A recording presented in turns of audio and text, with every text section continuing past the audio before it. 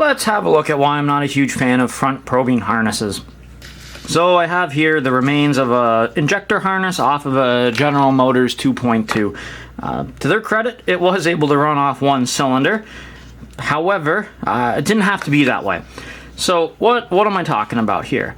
So this one's not terrible. What happened is somebody went ahead and they just pulled these connectors off of the injectors, and oh wait, look, it's dead. Well, why is it dead? Because when they pulled it off, they just yanked on the bloody thing right nice and hard, just like that, and they broke the wires inside the insulation. I finished ripping the insulation apart on this one to show you exactly what had happened. Let's have a look, see here. Okay, cool. So that doesn't look great, but that's not the worst thing that I've ever seen in my life. However, if we were to pull this apart and you look deep down in there, you can see, especially this one right here, that connector's been spread. That's no good. Basically what they did is they took their multimeter and they just went, let's see, I have no idea what I'm doing. That's what they did to it. How well is that going to connect? That doesn't connect at all. So if you're going to take a look at the front of a connector, look at this. Look at the size of the pin on my test light. That's huge. That's huge. That'll blow that out even. That'll blow that out even worse than what was already done to it. Does it matter? No, because the thing's already fried. All you gotta do is touch it, just like that. Nice and easy. Look at that. That's not that hard. But you know what? What's better? What's even better than that? Because what if maybe there was a connector issue already and we're trying to diagnose this thing instead of just jamming it and stabbing it everywhere? Well, why don't we back probe it? So check this out. Check it out. This is a really fancy, expensive multimeter lead off of Amazon. Boop, that just comes right off. Oh, look at this. This is like another $8 on Amazon. The back probe goes right into my meter lead. And then check it out. Well, I guess we're not going to back probe the top wire there. Let's go back over to this one here.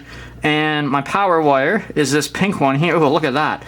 That one's going to break pretty soon too, because they unplugged it and reefed on it. Anyways, so to back probe a wire, you take the pin and nice and easy, you insert it through the weather pack right next to the wire, and away you go. That's good. Let's see if that worked.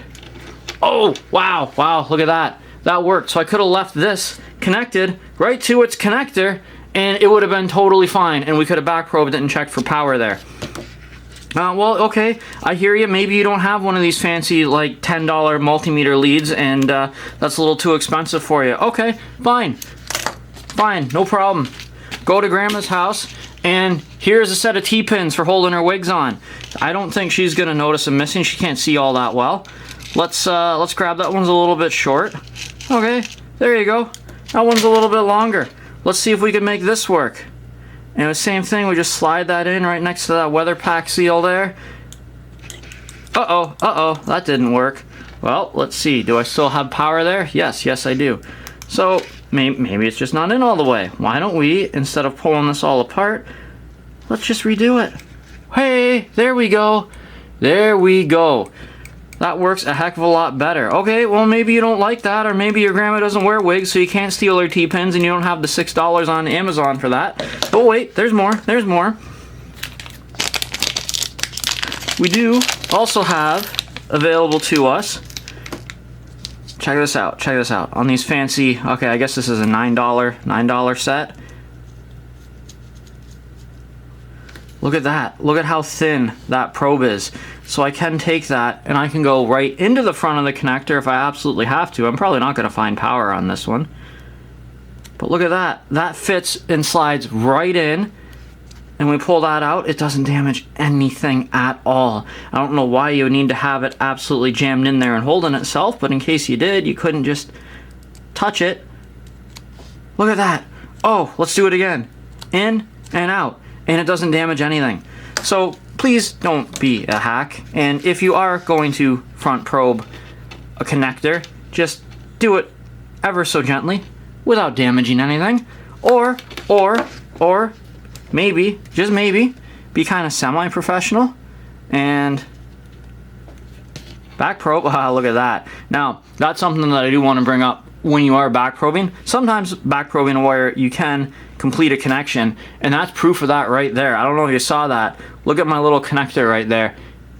That little pin just got pushed out or pushed in. So if I had an intermittent connection, when I back probed it right there, that would have fixed that connection. So do be aware of that.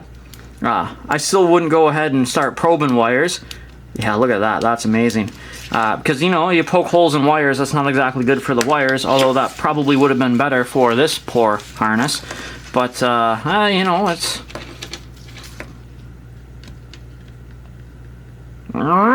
It got power there. That's pretty nasty, and that's going to absolutely destroy it. So I guess if you are going to go ahead and be that hacky, at least leave a little bit of space there like I did here. So when this corrodes off, we can cut it and put a butt connector or something in there to not have to replace the whole harness head. So anyways, there's my story. Thanks for watching. Please don't kill harnesses and connectors.